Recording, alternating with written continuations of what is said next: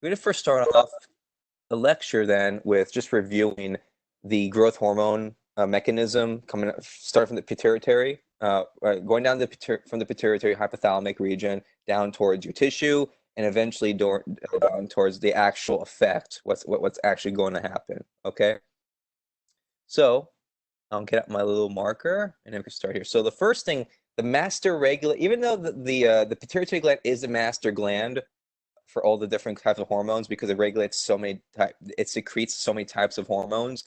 The hypothalamus is what going to be the key regulator, the king. I like to call it the king regulator. It's one step above your pituitary gland. Okay. Now the reason for this is in terms of growth hormone. Okay, when we talk about the growth hormone, hypothalamus secretes something called growth hormone releasing hormone. Okay.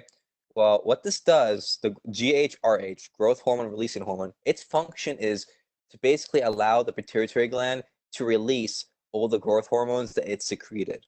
Okay? Because remember, or I'm sorry, that it synthesizes. Okay? Remember, your pituitary gland is going to be synthesizing growth hormone, but the only way it's going to be secreted outside of the pituitary gland into the liver and other tissues is if and only if growth hormone releasing hormone is present. Okay, this has to be present for it to happen. Okay, now somatostatin, on the other hand, would have a negative effect on it. It'll actually inhibit secretion, unlike growth hormone releasing hormone. So both of them are going to be secreted, okay, but it depends on the levels of both, okay? It's highly dependent if you have a lot more growth hormone releasing hormone or a lot more somatostatin being secreted, okay? Now, collectively, these two, the reason why your hypothalamus will be secreting growth hormone releasing hormone is because circadian rhythm stress and cortisol fasting. Okay, so those two things are going to influence secrete the synthesis and secretion of growth hormone secretion releasing hormone from the hypothalamic region. And after it's get released, okay, then the growth hormone that's being produced by pituitary gland is going to be able to be released. So it's going to be secreted into the liver and other tissues, okay? And then what's this going to do is, so if it gets secreted into the liver and other tissues, what's going to happen is it's going to result in insulin-like growth factors, okay? Now, insulin-like growth factors can do a few things. One, it's going to enable cartilage growth, increasing blood glucose levels, as well as bone tissue and growth, okay? Additionally, now I will have to say this, okay? Growth hormone itself can also go straight ahead and actually promote bone and tissue growth as well as blood glucose levels to increase, okay? So growth hormone could do that as well. It could go straight down and actually do the two things over here. I'm doing it into a little rectangle, okay? So GH could do those two things as well. However, insulin-like growth factors, it's the actual final effector chemical, that one could do those two as well as cartilage growth promotion, okay? Now, let's talk about the negative feedback portion of this whole entire process, okay? So the insulin-like growth factors, and if you remember, negative feedback loop, it means that the final effector chemical, which is the final product of this whole system, which is the insulin-like growth factor, it has the ability to go back and inhibit the original process that started this whole entire mechanism. Meaning that insulin-like growth factors can go back and either attack the pituitary gland or your hypothalamus to inhibit the synthesis of either growth hormone or growth hormone releasing hormone. Okay, so it could inhibit either one of those. This is what this double bar means over here. This double bar here, that's what these mean. It means inhibition. Okay, it's inhibiting the anterior pituitary. Okay, the adenohypophyses or your hypothalamus, and depending on where it attacks, it's going to either inhibit your growth hormone production or your growth hormone releasing hormone production. Okay. Now, if it chooses to go to the hypothalamus and inhibit growth hormone releasing hormone, that doesn't mean that growth hormone won't be secreted and that won't be produced anymore by your anterior pituitary gland. You will still have growth hormone. It'll just be stuck inside the anterior pituitary. It won't be able to be secreted outside of it. Okay. To be able to be secreted, it needs to have GHRH. Okay. So if you block the synthesis of GHRH, then first of all, somatostatin is going to be coming in still, and it's going to be further inhibiting this whole process. Make sense, guys?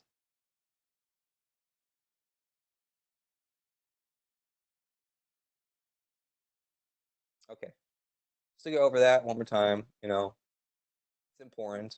Okay. So make sure you understand what part of this, when you look at this picture here, make sure you're able to tell me which part of it is the actual negative feedback loop. Okay. It's part of the negative feedback. Okay. So let's talk about some of the regulation effects of growth hormone in a little bit more detail. Okay. So I told you about cortisol levels. Okay. As well as circadian rhythm stress. Okay. But let's go into more detail. Okay. What's the actual stimulus for release? Okay. Now, what causes it to be released into blood? Okay. First of all, deep sleep. Okay. If you sleep, if you, that's why, that's what they say that when you're growing up as a child, sleeping a lot promotes growth, right? So if you sleep well, 8, 9 hours, right, or maybe a little bit more, right, as a child, it's healthy. It's going to promote growth, right, as you're growing up. All right. Then what happens during deep sleep? Okay, you're gonna have a decrease in blood glucose levels called hypoglycemia. Okay, and now remember, guys. Okay, why is this important? A decrease in blood glucose. Remember, what's one of the functions of growth hormone? Growth hormone is going to result in an increase of blood glucose levels. This increase in blood glucose levels is going to be in response to the decrease of blood glucose levels. Okay, that's why it happens. That's one of the reasons why it happens. Okay. And then the increased secretion of growth hormone releasing hormone occurs from the hypothalamus. Okay, that's another one. Okay, another one is decreased growth hormone inhibiting hormone. So if you were to inhibit or decrease the amount of the inhibiting hormone secreted, then you're going to reduce the chance of actually inhibiting the secretion of growth hormone. Okay, and of course, decreased insulin growth factors. Now, why is a decreased amount of insulin growth factors going to promote um, growth hormone production and secretion, right? If you look back over here, okay, remember I told you the insulin-like growth factors, when it gets secreted, okay, even though it has the ability to promote these three functions at the bottom, it also acts as a negative feedback, right? It could go back and inhibit production of either growth hormone releasing hormone or growth hormone itself. Okay? So that's why having a decreased amount of insulin growth factors is going to promote the stimulus for release of growth hormone into the blood. Okay. Now, effects of immediate and long term. So what happens exactly in the immediately and long term? Okay. Well, immediately you're going to have increased glucose blood in the blood, right? And it could cause hyperglycemia. You have an increased amount of fat catabolism, meaning that you're going to break down fats from the adipose tissue. Okay. And as well as it's going to stimulate, and this is where sleeping is good for you as a child, right? You're going to promote tissue growth longitudinal before puberty and horizontal after puberty, okay? And you're going to increase your bone density. So basically, you're going to be growing taller and a little bit wider, okay? It's also antagonistic to insulin in reference to blood glucose concentration, okay? Antagonistic means it has the opposite effect, okay? It opposes insulin, okay? And it's going to be a reference to blood glucose concentration, okay? Remember, insulin is going to decrease blood glucose concentration. Growth hormone is going to increase blood glucose concentration, okay? Everyone with me so far?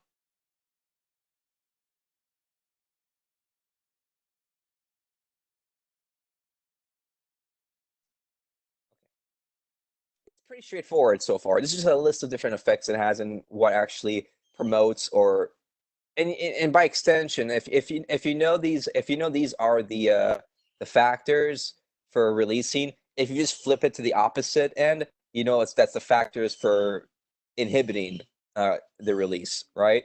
So, for example, if you have already really high blood glucose level, it's not going to promote any further stimulus release. Okay, if you're not sleeping, it's not going to promote release of growth hormone. Okay.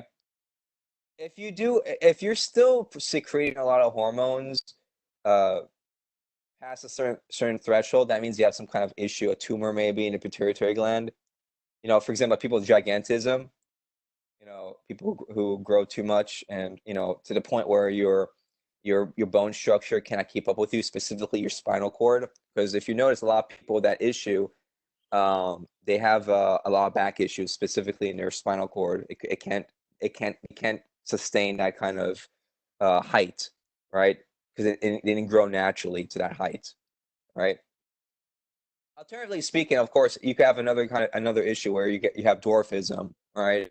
If you're not actually releasing enough growth hormones during these different situations here, right? If you have the optimal environment for the stimulus for release of growth hormone, but it's not working, then you could have dwarfism. And usually, so if you have a minor issue with this, usually hormonal therapy would help a lot. I know some friends growing up who actually had to have some hormonal therapy, but it is what it is. Okay, and that is what I was talking about. Okay, so this is results in gigantism. Okay, acromegaly. Okay, now, now this is going to be people who have gigantism actually have this, and you know you've probably seen people like this on the streets, maybe in movies, especially for characters in movies that are supposed to represent a oversized individual, such as I don't know if any of you are old enough to know this. Maybe some of you are. Do you remember Andre the Giant?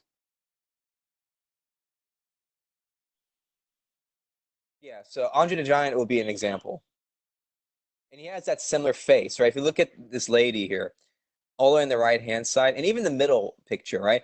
They have that kind of that facial feature that they all share. It's very common. Okay. And Drew. So glucose increases growth and insulin inhibits it. No, insulin reduces the amount of glucose in your blood. Growth hormone increases your blood glucose. So how much blood sugar how much sugar you have in your blood. Okay, so for it is specific here, we're looking here. So you can see how this young woman here, right? You can see how the progression, right? Due to hyper secretion of growth hormone. So this means there's uncontrollable, massive amounts of secretion of growth hormone. And this is, of course, going to be characterized by large and coarse jaw and abnormal enlargement of bones, right? So this person is going to be abnormally large, gigantic, right? And and enlargement of the vertebrae may result in a hump. Now, typically, these individuals have a lot of back issues. They do, okay? But you could see how the progression, and it's quite sad, right? Uh, a pretty young lady, young woman, and she gets a little bit, and it's not like, this isn't many years in the making. This could happen in a couple of years. It depends on it depends how fast it goes, but uh, it can happen relatively fast, right? Anyways, so that's acromegaly, okay? Now, let's talk about our thyroid hormones, right, from our thyroid glands. We're going to transition away from growth hormones for a little bit, okay? And the thyroid hormone, okay, from the thyroid gland. Now, this has two types of hormones. You have the tetraiodothyronine, T4, or thyroxine. Now, know all of these, all three of these, the same names. These are going to be open notes, guys. So know all three of these terms. They're all synonymous with one another. T4, tetraiodothyronine, or thyroxine. Okay. Now the reason why you say T4 is because this specific hormone has four iodine atoms. Okay. And you have 20 times more of it than T3, which is triiodothyronine. Okay, you have 20 times more of tetra, okay, and it's the precursor to T3. Okay, and that makes sense, right? You're gonna have if this is the precursor to T3, you want to have a bigger reservoir of it, right? Now, the thyroid gland, as everyone know, is where if you're a guy, especially if you're a guy, the Adam's apple, it's gonna be around there by your collarbone, not your collarbone, by your uh, excuse me, by your trachea, right above your trachea, okay? And it's going to be nestled between your carotid and jugulars, okay? And actually, let me circle it for you. So you could tell this here, I'm circling, I'm making like a heart shape almost. That's your the gland. That's your thyroid gland, okay? Now, if you look at section B, now section B is going to be a cross section of the thyroid gland, and you can look how it is. It looks like these, okay? And it's like little circulars, and you have like a little epithelial layers of it. circular, okay? And these little cells here that you see, the purple cells, those are your follicular cells, okay? Now these follicular cells are going to be able to secrete the hormone, okay? Now, and then also, if you see over here, circling, you have C cells, which secrete calcitonin. And if you remember, calcitonin has to do with regulating calcium levels, right? Okay, so remember, so and then these circles here collectively are called thyroid follicles, and they're surrounded by follicular cells, okay? And every now and then between the follicular thyroid follicles, you do have C cells, right? They look, let me just delete this so it's a little bit cleaner. If you, they're almost like triangular shaped, right? If you see triangular shaped ones, even here, over here, they're kind of nestled in between the thyroid follicles, okay? Those are your C cells, okay? And then, of course, this is going to be all surrounded by connective tissue, and you have some capillaries running through it, okay? Which makes sense, right? You need to have capillaries nearby, right? The reason why you want capillaries nearby is so that you could deposit the hormones being secreted out of the gland, out of the follicles, into your bloodstream. And the best way to do that is via capillary exchange, okay? Just know where this is located, okay? It's right below your larynx, right above your trachea, okay? And of course, I want you to know that T4 is going to be your precursor. You're going to have 20 times more. And then you have T3. Now, T3, the big difference is you have 3 iodine atoms instead of 4. And you could tell tri and tetra refer to the number of iodine. So tetra, 4 iodo, 4 iodine, thyronine, okay? And that's going to be referring to the thyroid hormone, thyroid gland, okay? And of course, the principal thyroid hormone will be T3. It's the one that actually has the direct effect, okay? And what it does is it's going to bind efficiently to nuclear receptors in the target cell, okay? And of course, the last thing I want you guys to understand that T3 and T4 are attached to the globulin molecules and it's transported in blood plasma, okay? So the globulin molecules are going to be transported with it into the blood plasma. And you could tell where it's going to be transferred to the blood plasma. These via capillaries. So these capillaries here is how it's going to enter blood plasma, okay? Is everyone clear on that so far?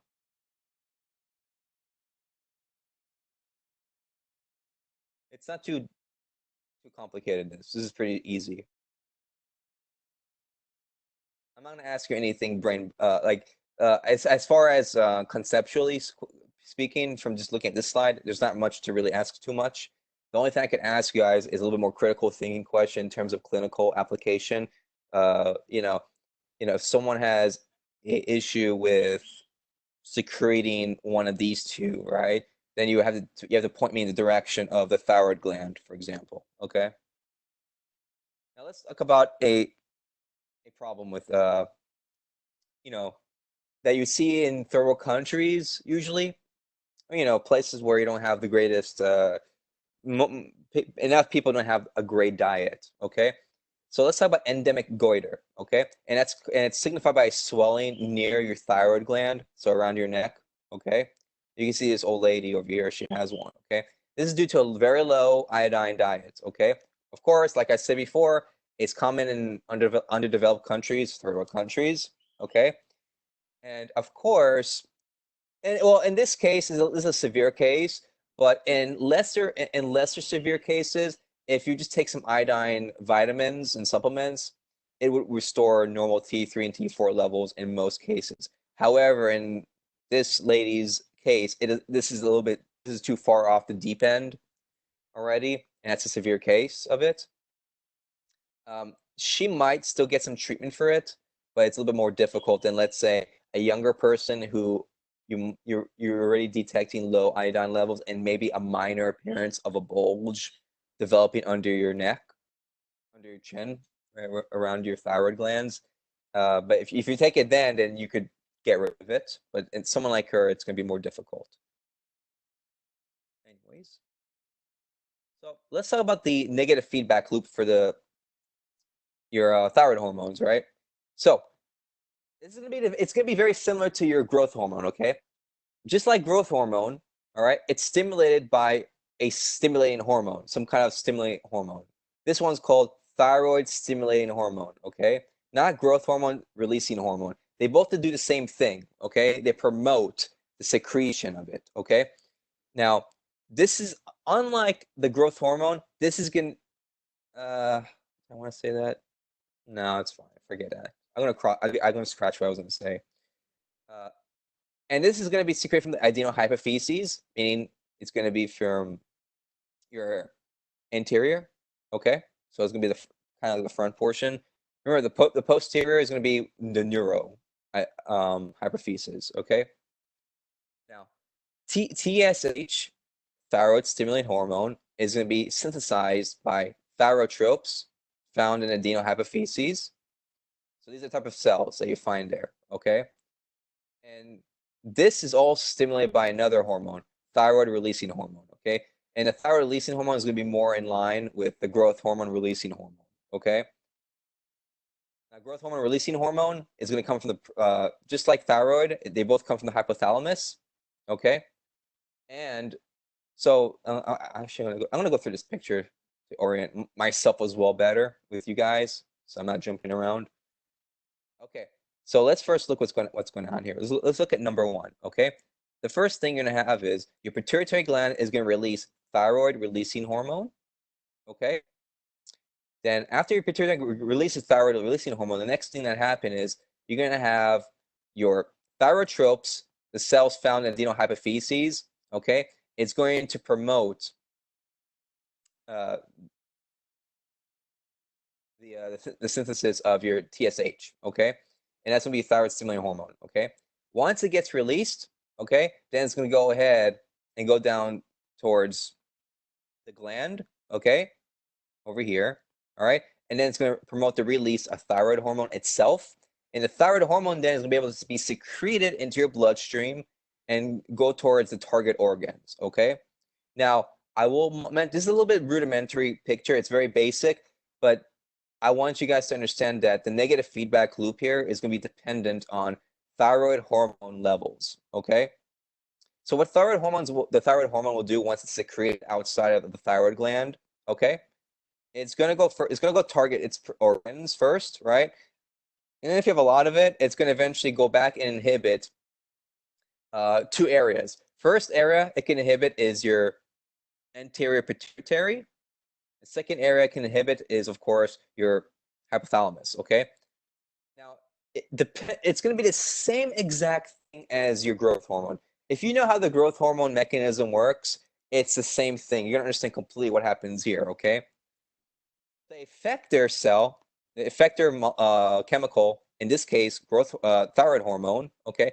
Thyroid hormone is going to go ahead, after it's done its job, and you have a lot of excess of it, it's going to go ahead and shut down production of either the thyroid stimulating hormone or, of course, a thyroid releasing hormone. Okay. Now, guys, don't get confused between stimulating and releasing. Okay. Releasing is going to be more in reference to the hypothalamus. Stimulating is going to be more in reference to the pituitary gland in this particular example. Okay.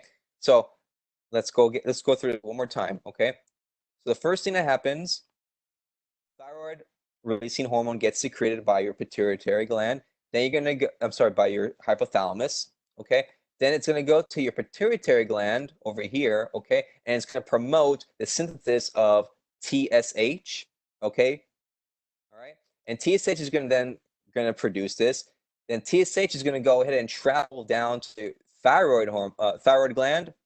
Okay. The thyroid gland, after it gets into contact with your thyroid stimulating hormone, it's going to promote the synthesis and secretion of thyroid hormone from your thyroid gland, which then go ahead and target the organs and tissues it needs to target, and as well as negatively inhibit either the pituitary gland or your hypothalamus. So you have two glands involved here, guys, okay? You have your pituitary gland and your thyroid gland involved here. Make sense?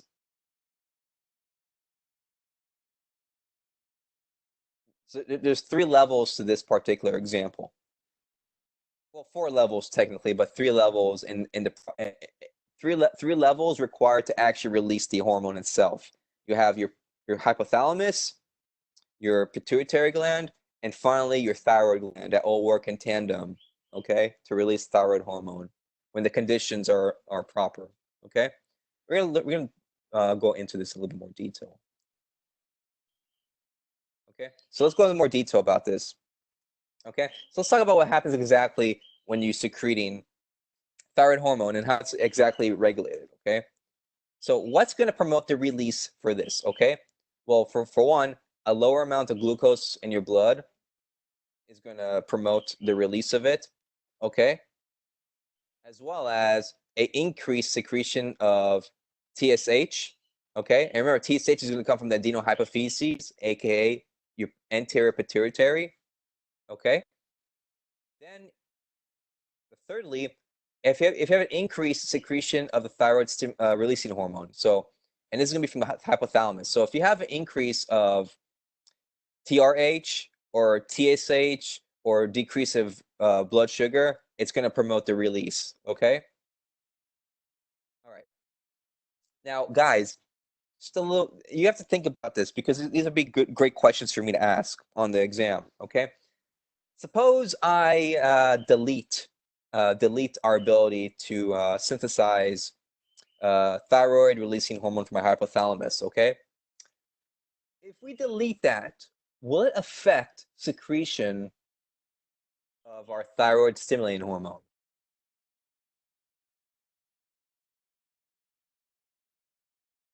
Yes. If you remove your ability to promote the synthesis of thyroid releasing hormone from your hypothalamus from the initial stimuli, okay? Remember, TRH is needed to give the cells and your adenohypophyses the green light to go ahead and start secreting and start synthesizing and secreting thyroid stimulating hormone, okay? Now, let's give another example. Let's say you have a tumor that's promoting too much release of thyroid releasing hormone. However, you have another problem. The first problem you have oversecretion of TRH, but the second problem is you have a problem with zero secretion of TSH. What would happen? Would you be able to secrete thyroid hormone if you were to have a hypersecretion of TRH but zero amount of thyroid stimulating hormone? No. Yeah, correct. You wouldn't be able to. I want you guys to kind of think about those. The same thing with the growth hormone slide.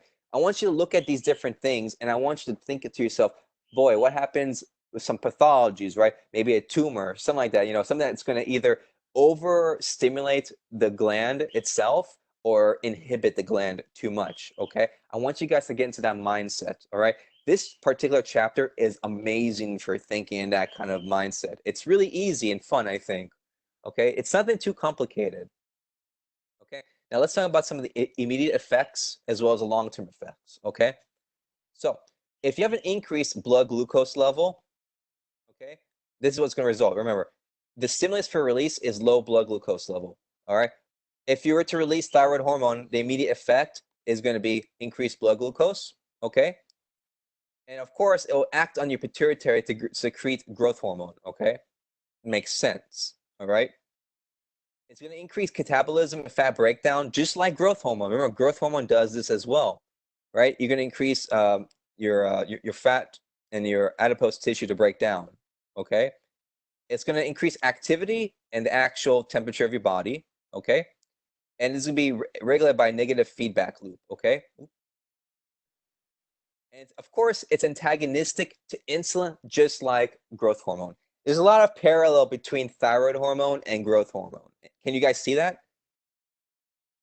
Is it possible to oversecrete TRH and no T? No, I don't think so. I don't know. I don't think so, Carolina. I just made up that situation out of my rear end. But that's the thing with questions, right? You can always make hypotheticals, right? That's the fun of it, I think. You could make a BS example of anything and just wing it and just think about it, what would happen, and I kind of freak. Because remember, I say that it doesn't happen, but there's always exceptions. There's always some freaky, unusual examples that pop up every now and then. And you've seen it before. You see it with every kind of case, any kind of disease or any kind of organ related disease. There's always some kind of weird thing popping up once in a blue moon. But yeah, that was just a random example. Uh, but do you guys see the similarities of the effects immediate and long term between growth hormone and thyroid hormone? How they overlap one another?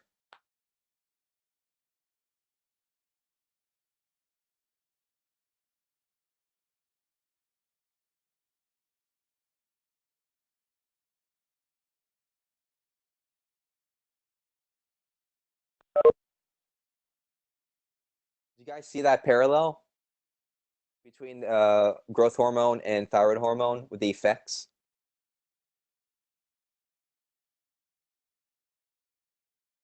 Yeah. I want you guys to connect the dots with these kind of things. But whenever I bring these things up, it's for a reason, okay? Because when you look at the greater scheme of things, okay? So let's say someone has an issue with your thyroid, something with the thyroid, okay? You don't want to simply just administer a quick and easy hormonal treatment, okay? You have to take it into consideration how their growth hormones, how their growth hormone levels are looking like, okay? You can't just affect one kind of system without paying attention to the other system, okay?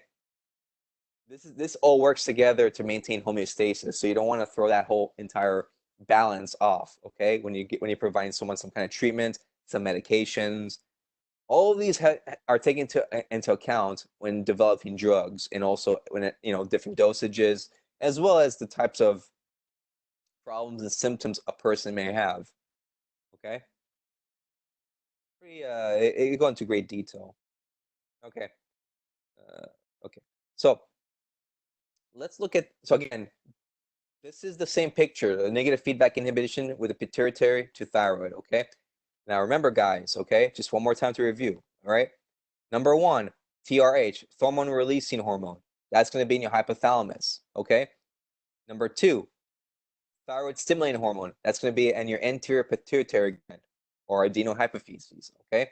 Over here, it's going to stimulate the synthesis and also secretion of thyroid stimulating hormone. TSH then gets secreted and goes over to your thyroid gland, and it promotes the secretion of thyroid hormone. Thyroid hormone then goes back and does its effect on target organs by traveling through the bloodstream. Okay, remember, whenever I say the word secretion, understand secretion means that it's going into the bloodstream. Everyone's clear on that, right? Remember when I told you that your bloodstream is the highway of the body? That's what I mean by that. It's where everything travels quickly throughout your entire system. Okay. And then, of course, it could go back, and this is part of the negative feedback. It could go back and inhibit either your pituitary, or it could go back and inhibit your hypothalamus. Okay. And if it inhibits one of those two, it'll just block the production of either TRH or TSH. Okay. Now, let's do a blood test. So, what do levels of TRH, TSH, and TH? Now, TH here, guys, is going to be thyroid hormone, just so that everyone's clear. What do levels of these three components tell you as to where a tumor may be found? Okay. Now, let's say you take a blood test, okay, and you found out that, you know, your thyroid hormone, there's an issue with maybe you have very high levels, okay? So where a tumor may be found? Where do you think a tumor might be found, guys, if you have really high levels of these three?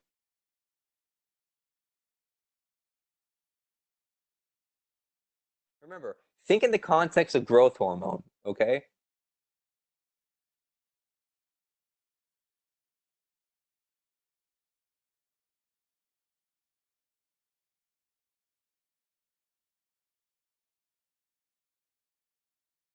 Right. So remember, so lot of these hormones, the amount you have is going to be directly connected to your pituitary gland. Okay? So the tumor is most likely going to be found near your pituitary because that's the master regulator. Remember, that's the master regulator of all your hormones. Okay? So it's most likely going to be the case. Now, I'm not saying that's the only case, but likely it is. The hypothalamus, yeah. Well, I mean, it could be, you could have a tumor in your brain theoretically too. Okay, I mean it's part of your brain, the entire thing. It is part of your brain, but it could be either one, Carolina. Okay, and you have to understand how proximal the two parts are, how close your pituitary and your hypothalamus are to each other. They're pretty close to one another. So the tumor, if you have a tumor growing actually just targeting your hypothalamic region, that's going to be a lot worse potentially than it will be a lot worse than if it's a tumor of your pituitary. Okay, but it could be either one. Make sense? Yeah. Usually when people talk about growth hormone, like someone's too big, growing too much, and to our abnormal heights, they usually say they have an issue with the pituitary gland. You could say hypothalamus. Sometimes, but if you have a tumor in your hypothalamus, it's more severe because remember once you get up the more further up you get to the brain, and if you have a tumor in your hypothalamus, it's likely that the tumor is going to be larger and it's going to be actually interfering with other parts of the brain already, and that's why brain cancer is extremely. I think brain cancer is the worst. Okay, cancer of the brain because it spreads easy. It'll start there and kind of spread out and just starts influencing way too many things in your body. Uh, you know, makes sense, right, guys? Do you see where I'm getting at when I'm saying right now? I can make a whole discussion just on that alone, but we don't have time for that. Is everyone okay with that?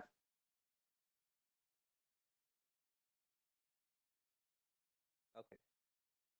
Okay. So let's talk about adrenocorticotropic hormone, so ACTH. Okay. Now the beauty of this, guys, again, you have open notes. However, I do really encourage everyone to actually just memorize them because you will need to know these anyways in the future. So I'll just memorize them. And these are selected as common hormones that you most likely need to know, right? And what's traditionally asked of you to know. Okay. Now, what's the cell type? The cell type in our adenohypophyses to actually start this whole process, okay? We have something called corticotropes. So corticotropes are the cells of our anterior pituitary gland that will synthesize and release a protein that will cut into something called adrenocorticotropic hormone, okay? As well as melanocyte stimulating hormone. So it cuts into these two proteins, okay? Okay. Now, the release of this is stimulated by a hormone from the hypothalamus called corticotropic releasing hormone. Again, guys, hear the word releasing hormone. Let me bold that for you guys here. Releasing hormone, okay? That's always, usually it's going to be in reference to the hypothalamus, okay? Just, make sure you understand that, okay? When you see stimulating, the word stimulating somewhere, that's usually in reference to your pituitary, okay? Now, I don't know why I have this again here. I don't know why I have this again here. You could ignore this.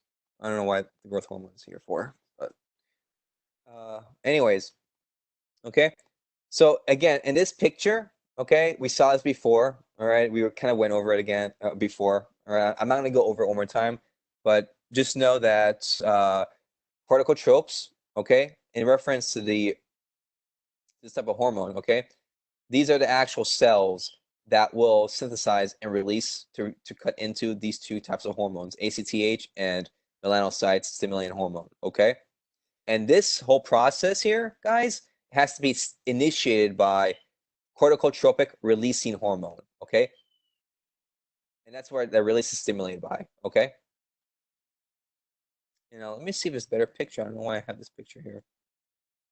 I don't. Okay, so I guess I didn't have a good picture for this, unfortunately. But basically, just it's going to be the same thing as a thyroid hormone, okay, guys? It's the same exact process, all right?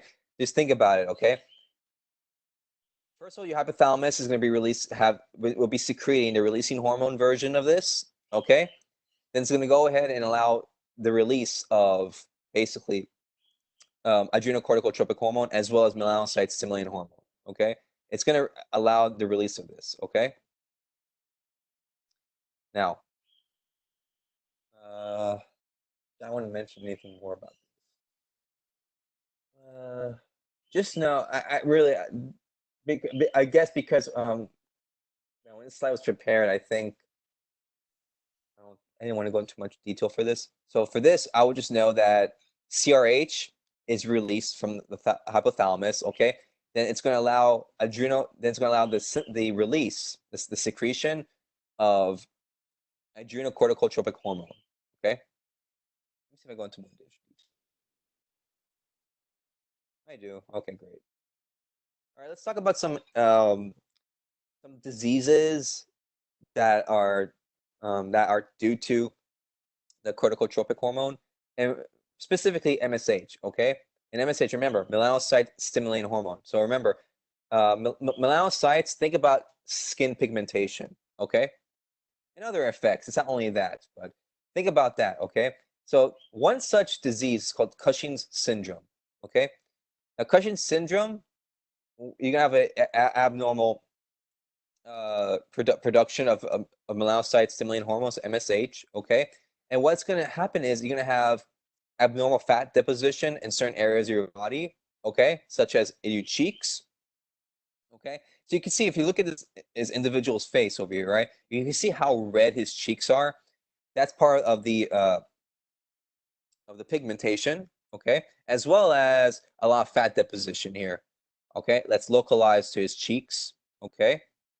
And then if you look around his waist area, okay, the waist area, you're gonna have a lot of fat deposition here as well. And you could you see all the stretch marks here. Now remember, stretch marks are done. It's a immediate and excessive change and stretching of the skin. Okay, so if someone's losing and gaining weight quickly, that's how you usually get stretch marks. However, in this case, this person's having abnormal amounts of fat deposition in one area. Uh, you can tell over here. So look, let's look at this picture. I'll show you what I mean, okay? If you look at the whole profile of this individual, you can see that the extremities, the legs and the arms are normal.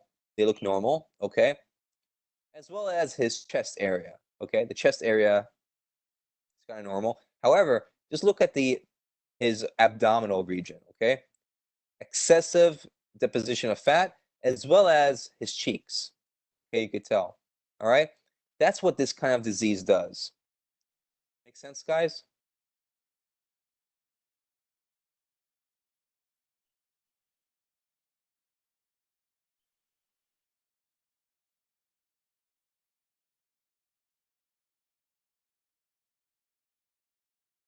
Is everyone okay with this?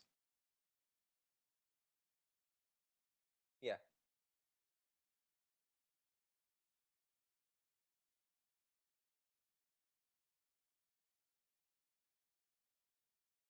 Okay.